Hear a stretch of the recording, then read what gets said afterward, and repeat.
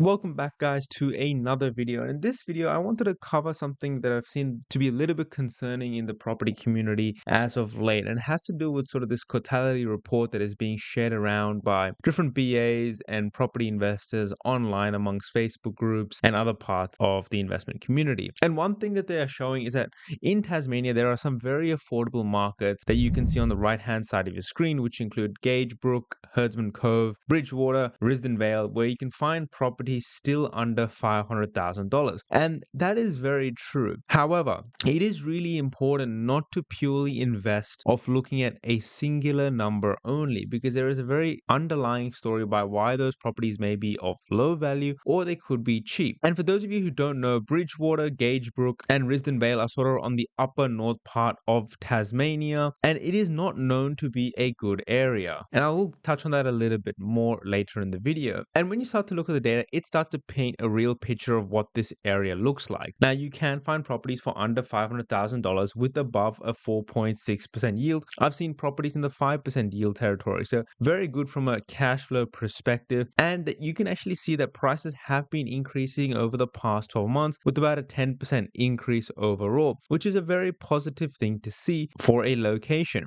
Median rents are a little bit on the lower side, but apart from that, what I'm more concerned about is a couple of the underlying metrics when it comes to its fundamentals. You can see the ersatz score sits around 1 and the rent to owner occupier ratio at 55%. So that already tells you straight away it's a lower socioeconomic area and it has a very high rented to owner occupier ratio, which means that people and owner occupiers don't necessarily want to live here, they just purely rent. And that is not a good thing for us to see from a fundamental perspective. And you can see from the affordability, this is quite an unaffordable suburb. Even though it is capital city rather, it is still pretty unaffordable when you consider the median buy price is around $500,000 and affordability is already sitting at 40 years, which means people really can't afford to live here on average wages. Now, you can see stock is very low and demand is very high, hence we are seeing those price increases. However, the underlying fundamentals really should make you question about whether or not this is the right suburb to invest into. For example, when an rented to owner occupier ratio is above 40%, my eyes widen and I really think, should I be investing here? When it's above 50%, well, that's an automatic red flag and I don't consider it as an investment location. And that's just one location. When you look at Herdsman's Cove, which is very close to Bridgewater and Gagebrook, it paints a very similar story. Around a 440k buy price, around a 5% yield, great on cash flow. But when you start to scroll down and you look at the socioeconomics and fundamentals of that area, it shows you one thing: lower socioeconomic, high rented to owner occupier ratio around 65%, and affordability is once again closer towards that 40-year territory, which is very high when you consider these properties are only like 500k. And Gagebrook also paints a very similar story. 430k buy price, yield is 5%, and when you start to scroll down, you can see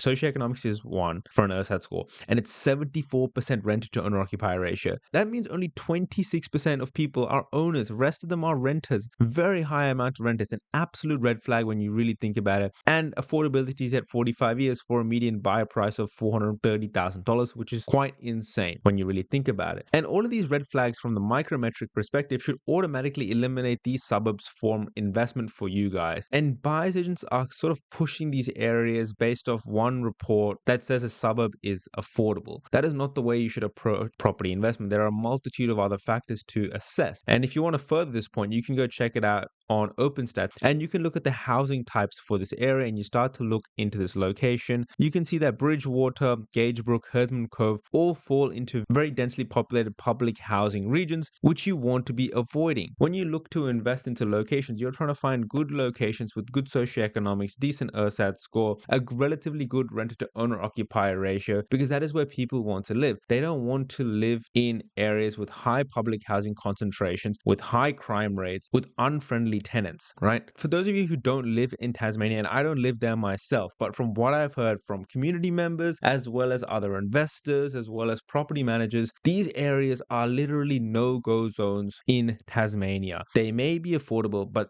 you have terrible tenants in this location. You have people who don't take care of their homes, people who don't pay rent on their time, and people who damage property actively, which is not something you want as a passive investor. As an investor, and when you have multiple affordable properties, the last thing you want to do is deal with difficult tenants. And that is what these areas will give you. They will give you difficult tenants, tenants that don't take care of your property, that take it for advantage, and then you're left with a heap of mess that you have to clean up, that you may not get paid rent on time. This is the sort of area that produces these sort of tenants, and you have to be very careful about it. And please don't get me wrong, when you look at the underlying fundamentals of stock on market, days on market, across all these three suburbs, as I show you, some of this data may be a little bit spotty due to low sales volume, but the underlying factor is that prices are increasing because it's one, affordable, being pushed up by investors, which currently riding the Tasmania wave, and there is very low stock. And so underlying fundamentals will teach you that when there is low stock and high demand, prices will go up. And that is what we're seeing in this area. However, owning a property in this location is not ideal for the factors that I mentioned earlier. All you have to do is actually just go into a suburb and have a look at what's been recently sold. Like, there is very affordable properties. Like, this one was sold for $470, another one for $491 in November. And this is in Gagebrook. When you look at Bridgewater, for example, you can see $590, $440.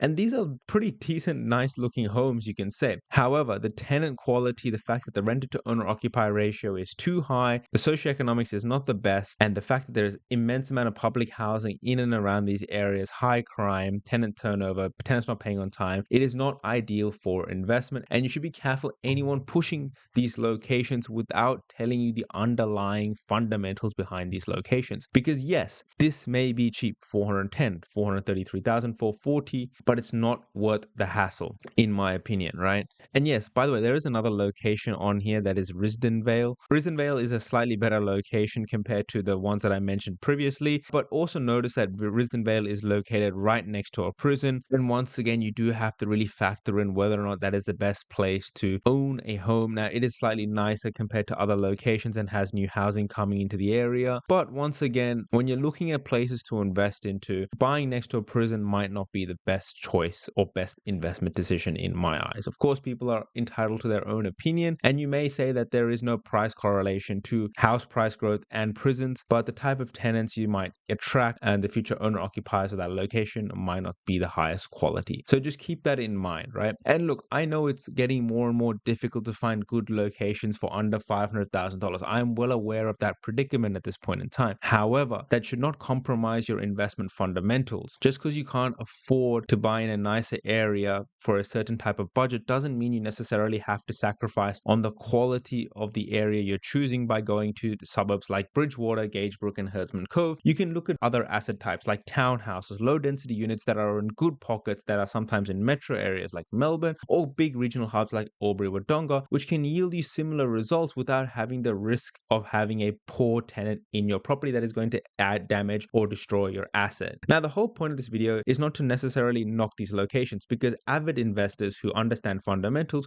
will already know this. They will look at the key fundamental metrics and be like, 65% rented to owner occupier ratio is a bit of a red flag. I probably wouldn't invest there. However, I am worried about those investors who blindly follow BA's advice of looking at the median price and looking to purchase these assets. I want you to be very careful about that and try question them why they're putting you in this location when it has poor fundamentals. And last point I want to make. One, I do think these suburbs are going to grow in value. Number two, ERSAT score doesn't have necessarily a direct correlation to huge capital growth prices. Lower socioeconomic areas in other parts, in Townsville, in Perth, have grown in value. Don't get me wrong. However, the Gagebrooks, the Herdsman's Cove, the Bridgewaters, these locations are known to not be good areas. They don't have the best tenants. And so I'm going to do my best to warn you on how I see it. And you probably should avoid these pockets, right? And if you've made it to the end of the video, then you clearly are an avid investor who is interested in learning about where the best opportunities are to invest into. And that is what this community can help you with. We will cut through the noise, the bullcrap, the misinformation that you find on the internet and help you secure your next property investment deal. We look at tens to hundreds of different suburbs across Australia, picking the best locations for you to invest into based on your investment strategy. We also have deal reviews. We have suburb reviews, property calculators, checklists, and analysis tools to help you make the right decisions going forward. So if you want to cut through the noise, if you want to cut through the BA nonsense that goes on the internet, on Facebook groups, and you want to pick the best and smartest locations to invest into, jump in the private community. I'm here to help you. Over 200 members are here to help you as well. Till next time, thank you very much.